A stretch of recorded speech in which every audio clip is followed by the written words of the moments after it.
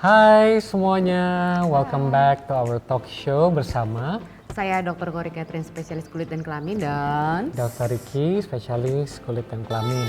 Kita akan ngomongin mengenai Botox, injeksi botulinum toxin. Toxin. Yes.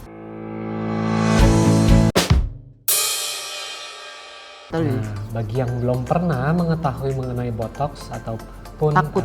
takut Ya, gitu masih ya, kalian bisa awam ya. nonton Yes. videonya supaya kalian bisa lebih Yakin berpengetahuan. dan lebih berpengetahuan. Iya, dan lebih yakin nih kalian membutuhkan apa enggak sih? Iya betul, jangan percaya. Kadang kan orang kalau mau salah datang udah perlu dibotok nih Bu solusinya. Ya, tapi orang tetap saya mau pakai krim aja Dok. Pakai Itu krim. nggak bisa. Jadi mendingan langsung botox saja. Nah, kita untuk botox sendiri mungkin Dokter Kori bisa dijelaskan apa itu botox? Botox itu adalah botulinum toxin, di mana dia merupakan berasal dari toksin yang berasal dari bakteri Clostridium botulinum. Oke. Dia dibuat semakin pengetahuan berkembang, akhirnya toksin tersebut dijadikan sebagai salah satu alat untuk satu pengobatan ya. Satu pengobatan. Terus bisa di bidang kosmetik, gitu, bisa di bidang saraf. Karena sebenarnya fungsi kerja botox itu sendiri apa ya Dok ya? Fungsinya itu untuk melemahkan otot-otot yang tegang. Yang tegang, pijat ya. lemah. Jadinya kalau misalnya kita mempunyai kerutan-kerutan seperti kerutan di pinggir mata, di dahi, itu butuh di Botox. botox. Ya. Jadi indikasinya apa sih Dok? Satu, botox ini mempunyai indikasi yaitu untuk kerutan-kerutan, wrinkle ya salah satunya. Dimana kerutan itu ada dibagi dua nih Dok, kerutan statis yang dimana kalau diem ada kerutannya. Dan kedua adalah kerutan dinamis, dimana kalau kita berekspresi otot kita baru keluar seperti kerutan-kerutan gini, gini. Ya, dan kita misalnya botox itu biasanya ada berbagai macam merek, isinya botulinum toxin. Yang original memang sebenarnya dari Allergan dengan merek Botox. Ini merupakan pionir pertama sehingga sekarang orang tetap manggilnya Botox. Setelah Botox itu adalah sebuah merek. Dan yang kedua ada yang namanya ini sebut merek ya, Neuronox ya. Ini buatan Korea deh kalau nggak salah. Terus ada juga Xeomin juga ya Dok? Xeomin juga ada, Lanzox juga ada. Lanzox juga ada berbagai macam. Nah, dia itu bentuknya cair.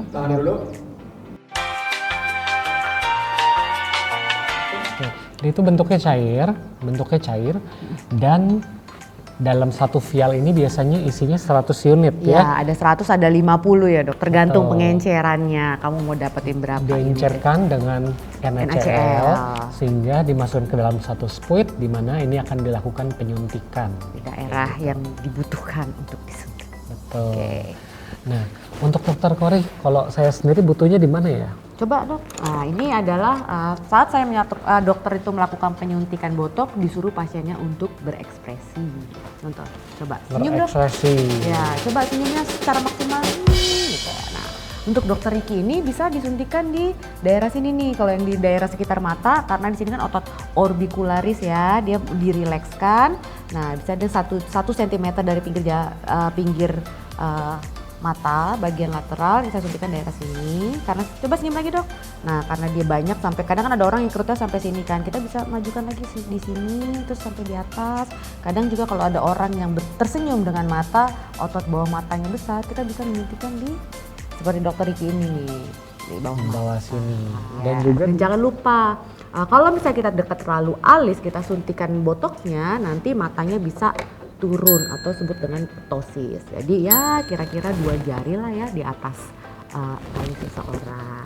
And have a lot of fun. From all of us, happy painting and God bless.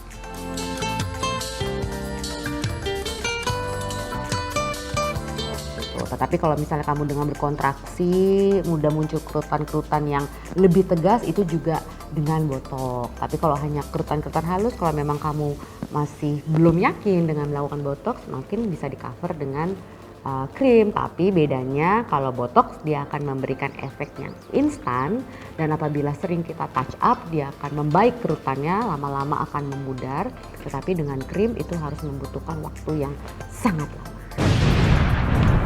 Nah dok, kapan nih saya butuh botox? Kalau butuh botox satu, kalau misalnya orang tersebut sudah terganggu dengan kerutannya, dia akan datang ke dokter untuk menghilangkan kerutannya, kita bisa dengan botox. Tapi botox itu beda dengan filler ya. Kadang-kadang botox itu harus dibarengi dengan filler. Karena sudah dibotox ternyata masih ada yang bagian yang kerut yang ngatur kerut yang masuk ke dalam dong. Masuk Itu ke harus dalam. diisi. Jadi untuk mengisi kekosongan Ya. menggunakan filler.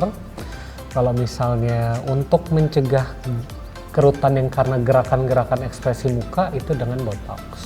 Gitu. Ada yang perlu diperhatikan nggak dok kalau efek samping yang ditakutkan? Pertama atau ya kita gimana? lihat lagi, balik lagi kita harus lihat dia tersegel, terus lihat mereknya juga, kualitas produknya juga, terus habis itu lihat expired date-nya. Nah, botox ini minim sekali ya dok efek sampingnya. Tetapi kalau misalnya salah penyuntikan, misalnya di daerah tadi yang saya bilang tuh di dekat alis, itu terlalu suntiknya terlalu dekat alis, dia akan menyebabkan mata kita Jadi turun. turun dan sulit diangkat. Iya, tapi itu sifatnya tidak permanen ya dok Tidak ya. permanen. Nanti dia akan kembali lagi seperti semula. Terus abis itu resikonya kalau suntik botok itu biasa cuman bruising aja hematom dok. Kalau misalnya kena pembuluh darah gitu cuman, tapi itu bisa hilang sih. Oke. Gitu. Oke, sekian informasi dari kita. Jika ada pertanyaan kalian bisa komen dan like. Oke, See you.